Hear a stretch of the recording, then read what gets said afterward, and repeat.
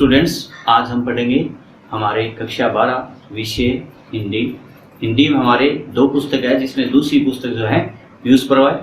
पीयूष परवाय में कुल 6 अध्याय हैं, जिसमें से हमने 3 अध्याय पीछे पढ़ लिए। आज हम चौथे अध्याय का अध्ययन करेंगे, जिसमें हमने पीछे के वीडियो में जो मानस का हंस जो है अमरलाल नगर का उपन्यास है, इसके जो मुख्य जो है भाग जो है वो तुलसीदास जी के जीवन से जुड़ा हुआ है, इसलिए हमने तुलसीदास जी का जीवन पीछे के वीडियो में पढ़ लिया। अब हम पढ़ेंगे मानस का हंस जो है उसका सार क्या है, इसमें किस प्रकार से हमारे प्रश्न बनते हैं।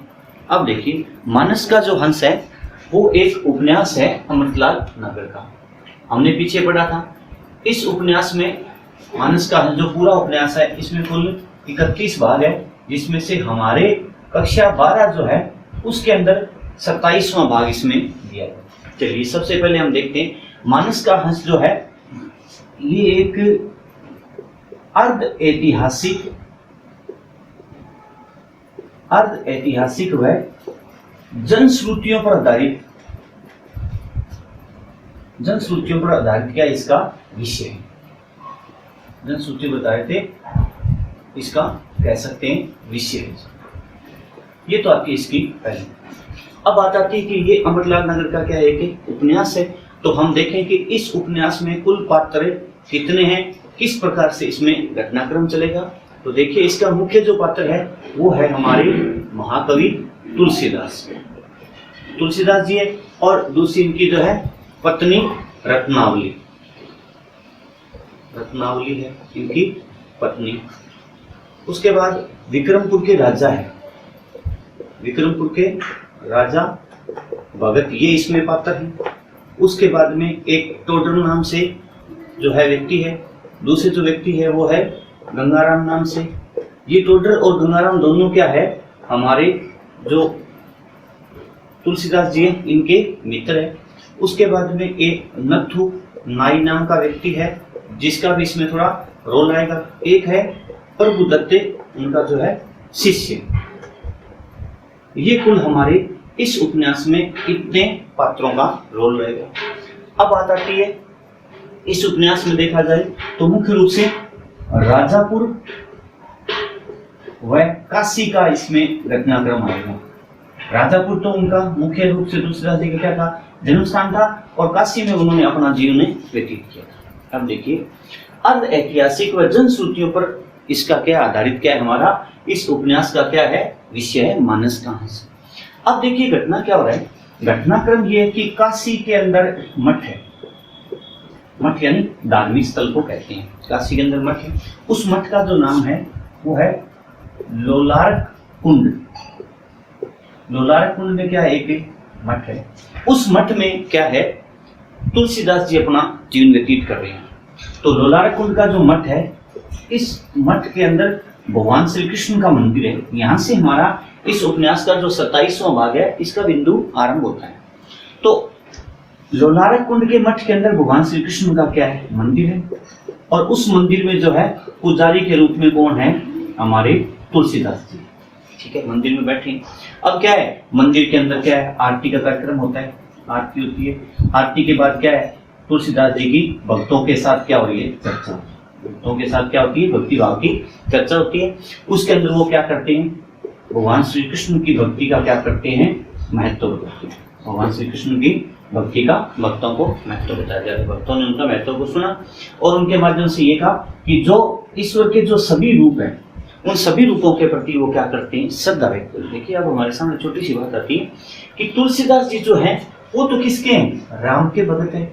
अब यहाँ कृष्ण के मंदिर में कैसे, ये जो 27वां भाग है, इसमें पीछे का जो 25वां 26वां भाग आता है, उसके अंदर घटनाक्रम आता है कि काशी के जो ब्राह्मण समाज के जो लोग थे, मंदिरों के जो पुजारी थे, उन पुजारियों ने क्या किया था, तुलसीदास जी के साथ एक बहुत ही बुरा व्यवहार किया था।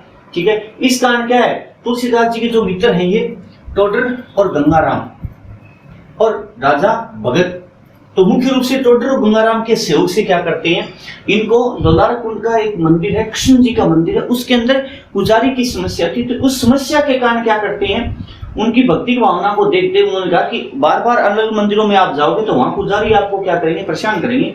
इसलिए इन दो मित्रों के माध्यम से क्या करते हैं, उन्हें अन्य लोगों का सहयोग करके और एक कृष्ण का मंदिर जो है, कृष्ण जी का मंदिर, उसमें उसको पुजारी के रूप में नियुक्त कर देता है। इसलिए लंबा समय जो है तुलसीदास जी काशी के अंदर जो ललाटकुंड के अंदर जो मठ है उसी में अपना जीवन क्या करते हैं, वो ज्यादा व्यतीत करते हैं। इसलिए कृष्ण मंदिर में इनका रुकने का मुख्य घटनाक्रम यही रहता है।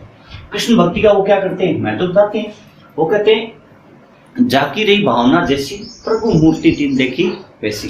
तो कहते हैं जिसकी जैसी भावना होती है उसको ईश्वर उसी रूप में दिखाई देता। अब बात क्या है, भक्त सारे के सारे वहां से चले गए, भक्ते चले गए, ठीक है, भक्ति भाव की देर जो जितनी देर चर्चा हुई चले गए। उसके बाद क्या हुआ, एकांत हुआ। एकांत के बाद क्या है, तुलसीदास जी क्या करते हैं, तुलसीदास जी जो है वो भगवान श्री कृष्ण की मूर्ति के सामने बैठकर उनके साथ क्या करते हैं, वार्तालाप कर रहे हैं। क्या कर रहे हैं कि हे भगवान राम, आप मुझे दर्शन क्यों नहीं दे रहे, मैंने ऐसे क्या पाप किया जिसके कारण मुझे दर्शन नहीं देते। और वो कहते हैं कि हनुमान जी तो मुझे दर्शन देते हैं लेकिन आप मुझे दर्शन नहीं दे रहे, क्या कारण है। मंदिर के अंदर बैठे हैं, भक्तों में जाने के बाद कृष्ण की मूर्ति की तरफ देख रहे हैं कि ईश्वर आप मुझे दर्शन क्यों नहीं दे रहे हैं। देख तो रहे हैं कृष्ण की तरफ, भगवान श्री कृष्ण की तरफ, और बात किसकी कर रहे हैं, और रामचंद्र जी की बात करें। हे राम, आप मुझे दर्शन क्यों नहीं देते, कि मैंने ऐसा क्या पाप किया है, या ऐसा कितना बुरा हूं मैं जो मुझे अभी तक आप मेरी भक्ति स्वीकार नहीं करें। इस प्रकार से क्या हो रहा है, तुलसीदास जी की भगवान श्री कृष्ण से चर्चा हो रही है। थोड़ी देर उनकी चर्चा करती रही। इतनी देर में उनका क्या है, एक शिष्य है, एक शिष्य आके कहता है कि आज भोजन में क्या बनाना है, भोजन में क्या बनाना है। शिष्य का ने बाद कहा, तो तुलसीदास जी ने कहा कि जो भी भगवान को अच्छा लगे, जो उसको रुचि, उनको उनके लिए जो रुचि है वही अपना। ये तो भक्त शिष्य के सामने समस्या आ गई कि कोई निश्चित उन्होंने उत्तर नहीं दिया कि भोजन में आज क्या बने। इस प्रकार से शिष्य क्या है, थोड़ा सा निराश होकर वहां से चला जाता है और अपने अनुसार जो भी खाना बनाते हैं। अब उसके बाद दोबारा फिर क्या करते हैं, वो तुलसीदास जी जो ध्यान लगाकर बैठ जाते हैं। कहते हैं कि ईश्वर का जो ध्यान है वो इस प्रकार से, जैसे कि आसमान में या आकाश में कोई पतंग उड़ रही है और आकाश के अंदर कोई पतंग उड़ रही है, और उस पतंग का नियंत्रण क्या है, धरती पर कोई व्यक्ति खड़ा होता है उसके हाथ में होता है। उसी प्रकार कहते हैं हे ईश्वर, हम सब की जो डोर है आपके हाथ में, आप जैसे चलाते हो उसी प्रकार से हम चलते हैं। इस प्रकार से वो क्या है, भगवान के साथ उनके वार्तालाप हो रहे। इस प्रकार से उनका क्या है, घटनाक्रम वहां होता है। उसी समय दूसरा घटनाक्रम होता है, इसमें होता है क्या होता है, राजा भगत का आगमन। राजा भगत का आगमन। इतने में क्या है, एक शिष्य आके सूचना देता है कि विक्रमपुर के राजा भगत जी हैं। राजा भगत आए तो तुलसीदास जी बड़े क्या होते हैं, खुश होते हैं, और बड़े खुश होकर उनका जो मित्र है राजा भगत उसके आवभगत के जाते हैं। तो वहां साथ में देखते हैं कि प्लस में रत्नावली भी क्या है उनके साथ आती है। तो अपने मित्र से वो गले मिले। गले मिलने के बाद रत्नावली की तरफ देखा तो उन्होंने कहा इनको क्यों लेकर आए हो, और रत्नावली ने क्या किया, तुलसीदास जी के चरण स्पर्श। ठीक है, उसके बाद क्या किया, अपने मित्र के लिए तो कहा कि बगल की जो कोठरी है उसमें इनकी रहने की व्यवस्था कर दो, और अपने शिष्यों से कहा कि हे शिष्यों, आप जो है कि ऊपर के भवन में कि आपकी माता जी तुलसी रत्नावली जो है उनकी रहने की क्या करें, व्यवस्था करें। और यदि ये चाहे तो क्या है, गंगा में स्नान करने के लिए किसी को साथ में भेजना, और ये गंगा में स्नान करके आते हैं। इस प्रकार से वहां वार्तालाप होती है। थोड़ी देर क्या करते हैं, राजा भगत वहां रुकते हैं, थोड़ी देर रुकते हैं। उसके बाद वहां काशी के अंदर क्या है, उनके कोई नातेदार है, उन नातेदार के पास वो राजा भगत चले जाते हैं।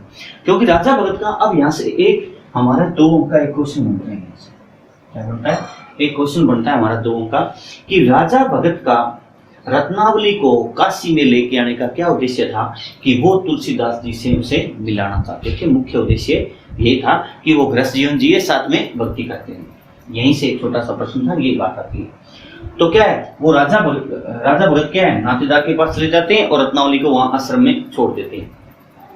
अब रत्नावली स्नान करके आ जाती है, और रत्नावली क्या है, आश्रम के शिष्यों के साथ क्या करती है, शिष्यों के साथ रसोई में क्या करती है, मदद करती है। थोड़ी देर के बाद तुलसी ने पूछा कि आपकी माता जी कहाँ हैं, तो उन्होंने कहा कि माता जी रसोई में क्या है, खाने में मदद कर रही है।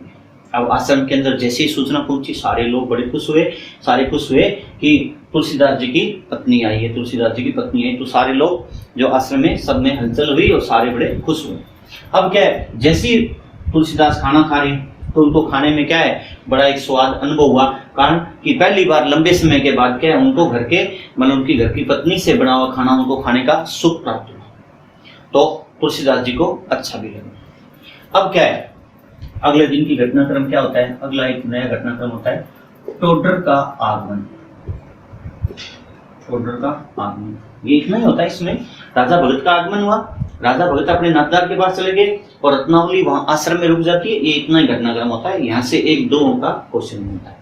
अब होता है टोडर का आगमन। टोडर का जैसे ही आगमन हुआ तो टोडर भी क्या है? तुलसीदास जी का मित्र है, और राजा भगत भी क्या है? तुलसीदास जी का मित्र है। तो क्या किया? तुलसीदास जी ने टोडर का राजा भगत से परिचय करवाया, मिले। अब टोडर को उन्होंने सूचना दी कि आप गंगाराम को सूचना देना कि माता जी आए, यानी रत्नावली आई है, और आप आए, मिलें और अपनी पत्नी से भी उसे मिलाएं, और शिष्यों के माध्यम से रत्नावली के पास भी सूचना भेजी कि मेरा मित्र गंगाराम है, आप उसके घर जाके परिवार के लोगों से मिलकर आए। उसी समय क्या करता है? टोडर भी कहता है कि महाराज आपको भी मेरे घर पे चलना पड़ेगा। अब क्या है? गंगाराम के पास सूचना भेजी। अगले दिन क्या हुआ? गंगाराम आ गए, उनके लिए क्या है? पालकी आई, और पालकी के माध्यम से रत्नावली को अपने क्या है वो घर पर लेके जाते हैं, और रत्नावली वहां एक दो दिन तक रुकती है। ठीक है। अब यहाँ टोडर के घर जाने से पहले रत्नावली जब यहाँ रुकी, तो रत्नावली रुकी तब तक एक बार भी तुलसी व रत्नावली का आमना सामना नहीं हुआ था। अब जैसे ही आश्रम में रत्नावली आ गई थी, तुलसीदास जी के मन में कभी भक्ति भाव की तरफ जाता है, कभी अपनी पत्नी के मोह या गृहस्थ जीवन की तरफ उनका थोड़ा सा ध्यान भंग होता है, तो वो किसी निर्णय पर नहीं पहुंच पा रहे। अब क्या हुआ कि जैसे रत्नावली गंगाराम के घर चली जाती है, अब क्या होता है? राजा भगत क्या है? राजा भगत पुनः वहां आश्रम में आ जाते हैं। चलो जी, यहाँ तक इतना ही घटनाक्रम होता है। अब आता है इसमें चौथा घटनाक्रम क्या है? राजा भगत है तुलसी चर्चा। अब क्या है? राजा भगत वहां से अपने मित्र से रिश्तेदारों से मिलकर आ जाता है, और तुलसीदास जी के साथ क्या है? रात्रि के समय दोनों की क्या हो रही है? चर्चा हो रही है। खाना खाने के बाद रात्रि में बैठ के अब राजा भगत जो जिस उद्देश्य के लिए है उसी उद्देश्य का प्रयास कर रहा है कि मैं तुलसी के सामने रत्नावली की चर्चा करूं, जिससे क्या है वो तुलसीदास रत्नावली को यहाँ आश्रम में रखने के लिए अपना मन बढ़ाए या विचार करें। अब क्या है? रात्रि के समय दोनों सोने के लिए आराम कर रहे हैं, बैठे हैं, ठीक है, सोने की स्थिति में जा रहे हैं। उसी समय क्या है? उनका एक शिष्य आता है, दूध लेकर आता है, दूध पीने के लिए। तब तुलसीदास जी क्या कहते हैं कि वाह हरे राम जी, वाह हरे राम जी, कि एक समय ये था कि मुझे पीने के लिए क्या है? 2 वक्त की रोटी और पीने के लिए छाछ भी नसीब नहीं हो रहे, और अब क्या है? सौंधा, खुशबू वाला सौंधा क्या है? दूध पीने के लिए, और दूध भी कौन सा? मलाई वाला पीने के लिए मिल रहा है। तब भी क्या है? मन अच्छा नहीं हो रहा, मन को अच्छा नहीं लग रहा है। तुलसीदास जी ने कहा। अब उसी समय क्या है? राजा भगत कहते हैं कि गोस्वामी के मुख से ही तो क्या है? गोस्वामी के मुख से ही तो क्या है? भगवान प्रसाद ग्रहण करते हैं, इसलिए कहते हैं कि आप जो खा लेते हो वो ईश्वर के पास से पहुंच जाता है। इस प्रकार से ऐसे वो दोनों चर्चा कर रहे हैं। तो उन्होंने कहा, तुलसीदास जी का, कि अभी तक मेरे को गोस्वामित्व है, अभी तक मेरे को पूर्ण रूप से गोस्वामित्व तुलसीदास जी का मुझे प्राप्त नहीं हुआ है। मैं ईश्वर के दरवाजे पर या डोली पर बैठा हूँ और ईश्वर से निवेदन कर रहा हूँ, उनके प्रार्थना कर रहा हूँ कि मुझे क्या है? आपकी भक्ति का रस या श्रद्धा प्राप्त हो, जिससे मुझे मोक्ष की प्राप्ति हो। ऐसा वो अपने मन में विचार करें, साथ में राजा भगत के साथ चर्चा करें।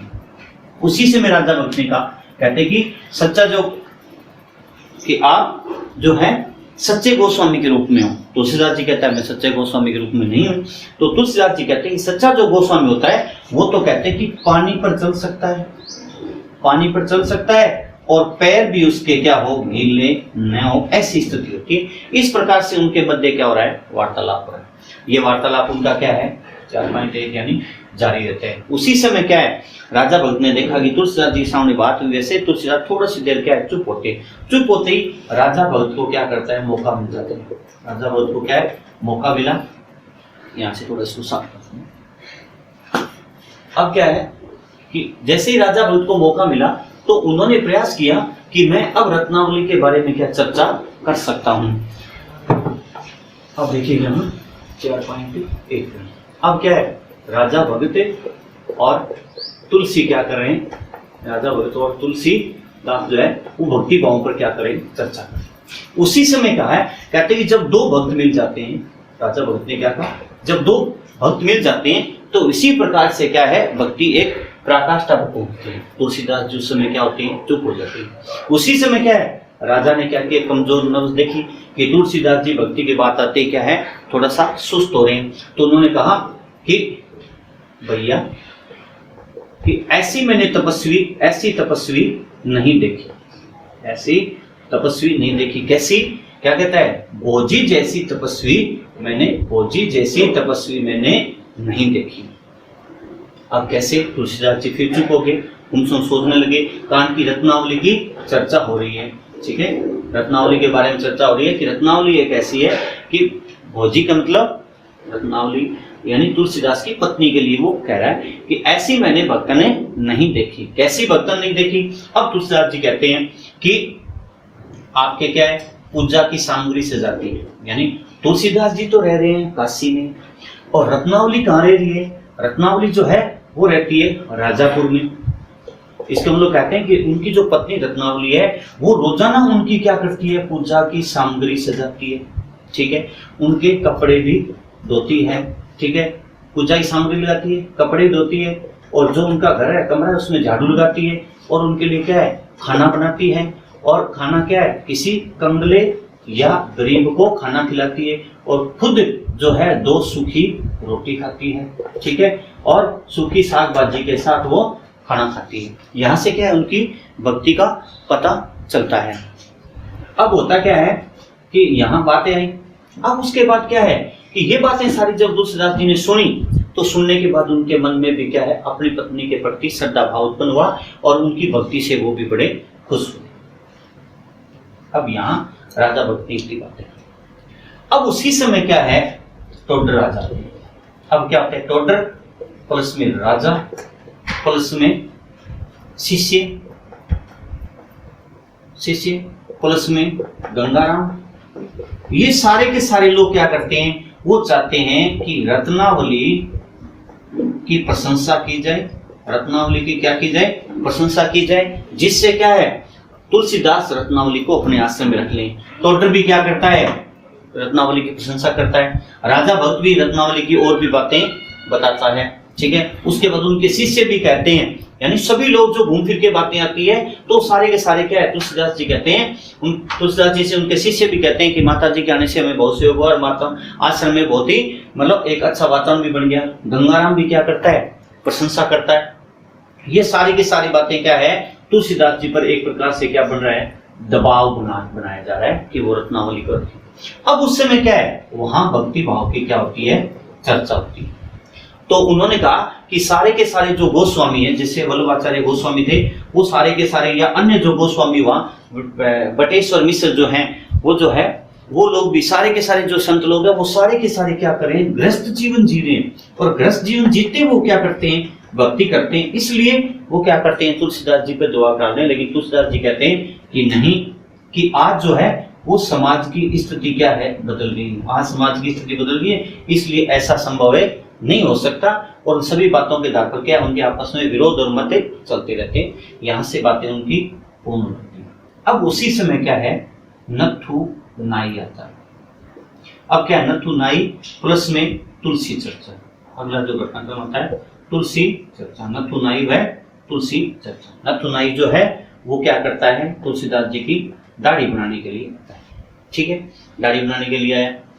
अब कहते हैं कि महाराज घोर कलयुग आ गया, घोर कलयुग आ गए, समाज में कैसी कैसी क्या है बातें चल रही है, ठीक है। और कहते हैं तुलसीदास जी की आपकी समाज में बहुत ही निंदा कर रहे हैं लोग। कैसे कि जब से माता जी आश्रम में आई है तब से क्या है, समाज के लोग पता नहीं जाने क्या क्या बातें कर रहे हैं, क्या क्या बातें कर रहे हैं, ठीक है। अब साथ साथ में वो दाढ़ी करता जा रहा है और साथ साथ में उनको बातें बताता जा रहा है। तुलसीदास जी को भी बड़ा अच्छा लगा, वो भी बातें सुनते जा रहे हैं और कुछ नहीं बोलते, ठीक है। उसके बाद कहते हैं कलयुग में जो है सबका मन क्या हो गया, मेला हो गया, सबका मन मेला हो गया, ठीक है। ये बातें इस प्रकार से नथु ने कही। अब क्या है, ये बातें सुनते सुनते तुलसीदास जी के आंखों में क्या है, आंसू आ गए। तुलसीदास जी के क्या आगे, आंसू आ गए। तुलसीदास जी क्या हो गए, दुखी। जैसे ही आंसू आए तो नथु जो दाढ़ी बना रहा था वो वहां रुक जाता है। नत्थु दाढ़ी बनाते बनाते रुक गए। अब तुलसीदास जी भी क्या है, रुक गए कि क्या बात है, क्यों उनका उस तरह जो चल रहा था वो उस तरह रुक गया। तो नत्थु ने कहा कि महाराज क्या बात हुई, रो कैसे रहे? तुमने कहा नहीं, मेरा मन तो क्या है, बावला है। मेरा मन क्या है, बावला है, कभी हंसता है और कभी क्या है, रोता है। क्या है, कभी हंसता है और कभी रोता है, ऐसी बातें करता है। ठीक है। अब ये बातें सुनकर क्या किया, तुलसी ने कहा कि तुलसी ने जो जो बातें सुनी नत्थु की, तो उसने कहा कि आप सभी को कह देना कि जो जो समाज के जो लोग बुराई कर रहे हैं, बुरी बुरी बातें समाज में फैला रहे हैं, उनको कह देना कि माताजी मोहवश 4 दिन आई थी और जल्दी ही चली जाएगी। तब नत्थु ने कहा कि महाराज क्यों चली जाएगी? आश्रम में आने के कारण चारों ओर क्या है, बहुत ही अच्छा वातावरण हो गया, सारे के सारे लोग, शिष्य लोग खुश है। फिर भी तुलसीदास ने कहा नहीं। ठीक है, ये बातें सुनी। उसके बाद नत्थु कुछ भी नहीं बोलता है, नत्थु वहां से चला जाता है। अगला घटनाक्रम क्या होता है, अब उसके बाद क्या होता है कि रत्नावली जहां गंगाराम के घर पर गई थी, वहां से रत्नावली गंगाराम के घर से वापस आ जाती है। गंगाराम के घर से वापस आई। तो आने के बाद क्या किया, तुलसीदास जी ने एक शिष्य के माध्यम से क्या हुआ, उनके पास समाचार भेजा कि आप जल्दी ही राजापुर चले जाएं।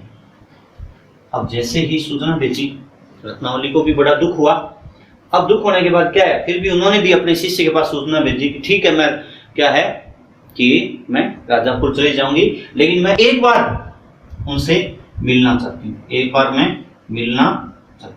शिष्य के साथ सूचना भेजी तो शिष्य पुनः सूचना जो है वो तुलसीदास जी के पास लेके आए। तुलसीदास जी ने कहा कि ठीक है, आप उनको कह देना। उसी समय क्या है, वो जो उनकी अपनी कुटिया है, उस कुटिया के बाहर क्या करते हैं, वो अपना पर्दा गिरा देते हैं और उनको कहते हैं कि आप माता जी के लिए बाहर बैठने की व्यवस्था कर दो। तो वो बैठ जाती है। उसी समय तुलसी और रत्नावली की क्या होती है, चर्चा होती है।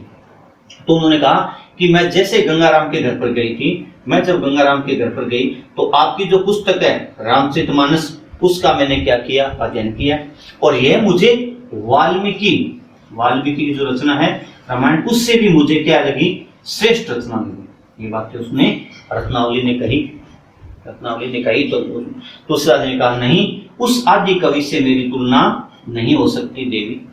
ठीक है, मैंने तो एक थोड़ा सा प्रयास किया। इस प्रकार से चर्चा हुई। अब तुलसीदास जी ने कहा कि आपने रामचरितमानस का पाठ किया है तो मुझे बड़ा अच्छा भी लगा है, और मैं टोटर को कहकर आपके लिए एक पुस्तक की व्यवस्था भी मैं करवा दूंगा। वो व्यवस्था करते हैं।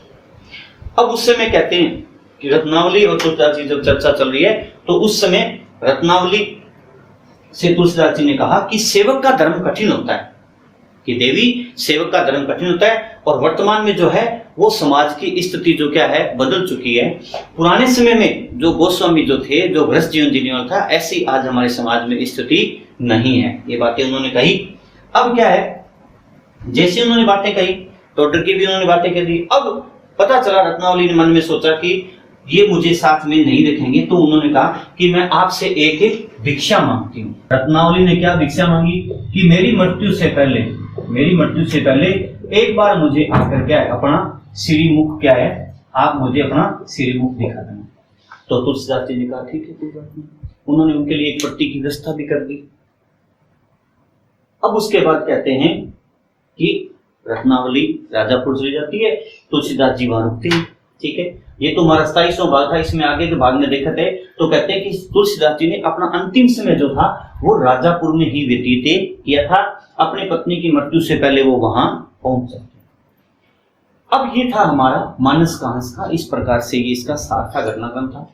अब इसमें देखा जाए तो गिनती के छोटे छोटे प्रश्न बनते हैं। पहला जो प्रश्न बनता है वो पहला प्रश्न ये 2 अंक का कि तुलसीदास जी कहाँ रहते हैं, किसकी पूजा करते हैं, कौन से मंदिर में रहते हैं। तो लोलारक कुंड के मठ के अंदर कृष्ण मंदिर में तुलसीदास जी क्या करते हैं, पूजा करते हैं। ठीक है, उसके बाद क्या है 2 नंबर पे राजा भगत का क्या होता है, राजा भगत आगमन होता है और वो रत्नावली को लेके आते हैं। रत्नावली को लेके आने का उद्देश्य क्या था, वो रत्नावली को आश्रम में छोड़ना चाहते थे। ठीक है, उसके बाद अगला तीसरा जो प्रश्न आता है वो ये कि मेरे में तुलसीदास जी कहते हैं कि विरोधी विशेषताएं क्या है, विरोधी विशेषताएं। कौन सी विरोधी विशेषताएं, यहां से बात आती है पीछे हमने थोड़ा सा नहीं किया था इसका। विरोधी विशेषता का मतलब तुलसीदास जी कहते हैं कि एक तरफ तो मुझे संसार के लोग कपटी कहते हैं और दूसरी तरफ क्या कहते हैं, मुझे महाज्ञानी कहते हैं। ये कहते हैं मेरे समझ से बाहर है कि दोनों विरोधी विशेषताएं मेरे में कैसे हो सकती है। एक ये 2 अंक का हमारे फिर इसमें प्रश्न बनता है। फिर चौथा जो प्रश्न आता है उसकी यदि अपने बात करें तो ये आती है कि नथु नाई ने तुलसीदास जी से क्या कहा। ये था चौथा प्रश्न, ठीक है। अब उसके बाद आता है कि रत्नावली किसके साथ गई थी, तो गंगाराम के घर पे। रत्नावली किसके घर पे जाती है, गंगाराम के घर पे जाती है। वहां क्या पढ़ती है, रामचरितमानस से पुस्तक पढ़ती है। अगला जो है अपने यूं कहे कि छठा प्रश्न कौन सा आता है 2 अंक का, ये है कि उनसे भिक्षा में रत्नावली ने क्या मांगा था। भिक्षा में रत्नावली ने क्या मांगा था, ये बनता है हमारा छठा प्रश्न। क्या है, उन्होंने क्या एक प्रति मांगी थी, किसकी, रामचरितमानस की, ठीक है। ये तो थे हमारे 6 प्रश्न, छोटे छोटे अपने कहते हैं। उसके बाद इसके अंदर जो क्या है, एक फिर 7वां प्रश्न जो फिर बनता है 2 अंक का, क्या है, रत्नावली के चरित्र की विशेषता। रत्नावली के चरित्र की विशेषता का फिर इसमें एक और छोटा प्रश्न बनता है, ठीक है। अब बात करते हैं हम 8वें के रूप में। जो बड़ा प्रश्न जो बनता है वो 6 अंक के, इसमें कुल 2 प्रश्न बनते हैं। बड़े प्रश्न जो देखा जाए तो 6 अंक के 2 प्रश्न बनते हैं। पहला प्रश्न तो ये कौन सा, कि सेवक का धर्म कठिन होता है। सेवक धर्म में कठिन होता है, एक प्रश्न तो बनता है जी 6 अंक का, ठीक है। दूसरा प्रश्न तो ये बनता है कि मानस के हंस में हमारे समाज की तत्कालीन स्थिति किस प्रकार की स्थिति का इसमें क्या है चित्रण किया गया है। ये 2 प्रश्न बनते हैं बड़े। इस प्रकार से हमारा ये मानस का हंस जो है उपन्यास, उसमें 8 तो हमारे छोटे प्रश्न, 7 तो हमारे छोटे प्रश्न बनते हैं और 2 इसमें क्या है बड़े प्रश्न बनते हैं। ये इतना ही मैटर था। अब हम इसके बाद अब हमने क्या किया, हमारी कक्षा 12 के 2 किताबें, जिसमें से दूसरी जो पुस्तक है वो पीयूष पुस्तक है। इस पीयूष पुस्तक के हमने जो पीयूष पढ़ा है इसके अंदर कुल 6 अध्याय हैं, जिसमें से हमने 4 अध्याय पढ़ लिए। 4 के वीडियो आपके सामने पहुंच चुके हैं, आप उनको देखें। अब उसके बाद हम क्या करेंगे, अब आगे जो है अपने व्याकरण वाला बिंदु पढ़ेंगे। हमारे कक्षा 10, 11 और 12 मुख्य रूप से ये जो तीनों कक्षाएं, उन तीनों कक्षाओं का जो व्याकरण है वो थोड़ा सा समांतर सा ही है। हम आगे के जो बिंदु है वो व्याकरण का आगे के वीडियो में अध्ययन करेंगे, इसलिए आप पीछे के वीडियो निरंतर देखते रहें।